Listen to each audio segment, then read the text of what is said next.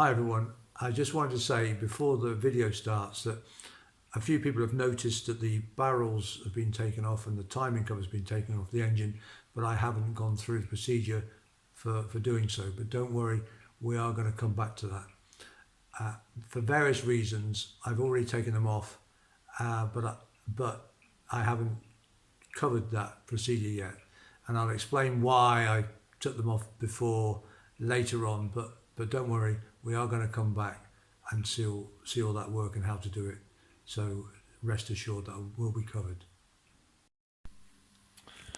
Right, just getting ready to remove the inner primary chain case cover, and I just want to go through the various screws for you because they're very easy to miss. There's a sneaky one there underneath the oil pump idler shaft. There's a long through bolt there. There's another two here. Then you've got a long bolt at the top. These two, because the engine's not in the bike, these two go to the engine frame. If the engine's in the bike, you need to remove those two. Then there's a couple outside of the case. There's one there, and there's one there. Don't forget this one if I've not pointed it out. So, as with any casing, you just got to double check and treble check that you've actually got all the bolts out before you start trying to move the casing away. Otherwise, you can, at best, you're going to be frustrated, and at worst, you're going to do some serious damage. Right, I'm just going to put the camera down, just pull the last of those bolts out, and then we'll take the casing off.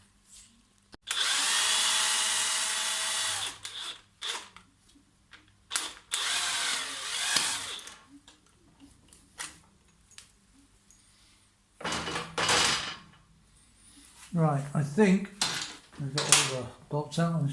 Give myself a double check underneath, because even though I've done a few, you know, it's easy to just miss something and then you're there for half an hour and then what's going on. Right, yeah, I think we've got all the primary chain case mountings off. So hopefully the casing itself might oblige us. Yeah. And there is the inner primary chain case, revealing the clutch, the oil pump housing, and the drive side main bearing. All looking okay, all looking in order. Okay, inner chain case off. I'll just clear all that up and then we'll have a look at the clutch. Right. Having removed the inner primary chain case and just tidied it up a little bit, I'll take you through the highly complex procedure of removing the clutch. This is the clutch. It's very, very heavy, and here's how to remove the clutch. Ugh, there you go. Complicated or what? It just pulls off. Obviously we're going to take it apart and have a look at it, but removal is pretty straightforward. Right, yeah, not surprisingly there's some sign of oil being in here. Now, it shouldn't be any oil in there, it should be dry. Not too much oil, but there's some sign of oil contamination. Anyway, that's it, the clutch is out. I'll just put it aside. We'll come back and we'll obviously, these all need to be rebuilt and so on, but for now we're just dismantling everything. Right, what we're going to do next is to remove this clutch cover and oil breather assembly. Now, to remove the clutch cover, first of all, we need to remove the clutch hub here. Now, the problem with the clutch hub is that it's held on with this nut. And of course, if we just try and undo it normally, what's going to happen is it's going to spin. And since the engine is now, the engine's there and the gearbox is there, we can't lock the gearbox, certainly not that easily. So it's very hard to undo that nut unless you have the special tool. If you've got the special clutch hub locking tool, it's an incredibly easy job. That just slides on the splines there and then sits on the oil pump idler shaft. And then we've got a 7/8 socket. There's no locking tab on that nut. And if you've got a cordless impact driver, then so much the better, because we just whack it on there,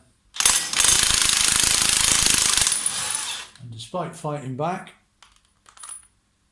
in 10 seconds it's off. That's amazing that it's warm. Just from that, doing that, it's actually warm. Okay, and so the nut is undone. Second problem is now we've got to get the clutch hub off this shaft, the gearbox main shaft, but it's held on a tapered shaft, and with this nut being done up so tight, it's wedged it on really tight, and there's no way you're going to get that off, and there is no room at all behind that hub to get a puller on. So you've got the bespoke clutch hub puller, and what they've done is they've left the centre of the hub with a thread on it, specifically for this job. So the tool, I'll just unscrew it a bit. So the clutch hub pulling tool simply screws into the clutch hub. That'll do. And then we tighten up the centre. I'm probably going to need some,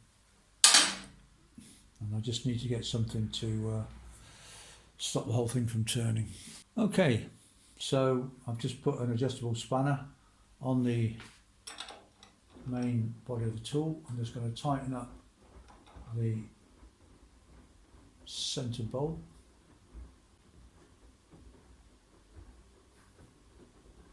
And there it goes. Whew. Didn't want to come off, but there it's come off. And there's a Woodruff key, because it's a keyed shaft. And there we've got the clutch hub off with a nut, and that's the Woodruff key, which is always advisable to replace. That one actually looks pretty good. But that means that we've got rid of the hub. We can now remove the actual casing, and that is simply held on by 3 Allen bolts. So undo those 3 and the casing should come off.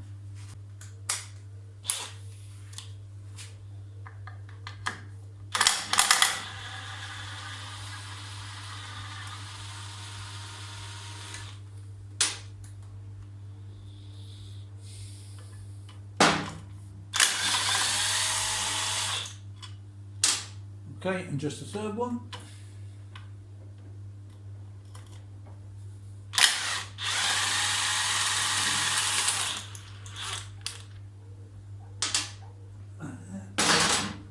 The casing should be free. It's not, because I've forgotten something. What have I forgotten?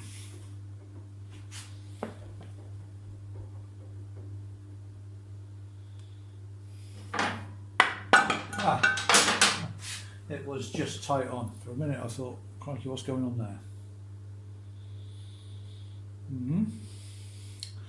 And that's got like an oil seal in the back, which is also fitted the wrong way round. Not that it really matters with that one, we'll come to that later on, but it's got an oil seal which is round the wrong way again.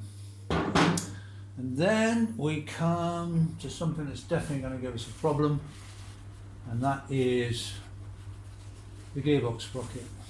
And we've got to undo this nut, but in order to undo that nut, I'm going to have to lock the lock the sprocket to loosen the nut.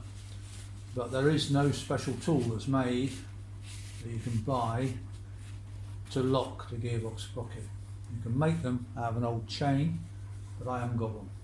But I do have a way of using an old chain to lock that sprocket so that we can undo this nut, which again is done up to a very high torque. Okay, so this is where the Heath Robinson locking tool comes in. So what I've done is I've got vise, my portable vise, which I've then clamped to the bike lift with these two clamps. I've got an old rear chain that is then wrapped around the gearbox sprocket and held in the vise tightly. And the engine is moved up tight against the vise so it can't move, and hopefully that will be enough to lock the engine, but I don't know, I've never tried it before like this, so we'll find out. I've also got something I've invested in, this mega spanner thing which fits in the impact driver. So I'm hoping that a combination of the short, sharp shock from the impact driver will work. Either that, or in a second we're going to have chain flying around everywhere. In fact, because I've got so much little faith in myself, I'm going to put some towels over the crankcases, just in case the chain does decide to break loose rather than the nut undoing. And especially because it's not my bike. Okay, so we could end up with an undone nut, or we could end up with a chain flying around, or we could end up with me being decapitated by the chain. Hopefully it'll be the former. Oh, look at that. Absolute charm. Straight off. And sprocket's already loose there. So yeah, there is a lock nut on there, which I think I forgot to mention. I had obviously undone the lock nut before we started to do that, and the sprocket's already loose. So there you go, a sort of improvised locking tool, holding the chain in the vise, which holds on the sprocket, holds it nice and tight, and nut undone, because that nut can be a complete nightmare to undo, because of course the sprocket's just turning. It's very hard to stop it turning. So pleased with that. I can take the sprocket off. Now, the sprocket really shouldn't come off that easily, because, I don't know if you can see, but there's a groove in this gearbox, it's the high gear shaft, and that there should be an O-ring oil seal in there which stops oil sneaking down the splines and leaking out that way. But that O-ring is missing on this bike, so which is quite nice. So the sprocket's just slid off. Otherwise you can try and prise that seal out, or you have to pull the sprocket off and sort of break the seal as it comes off. Well, that's good. Okay,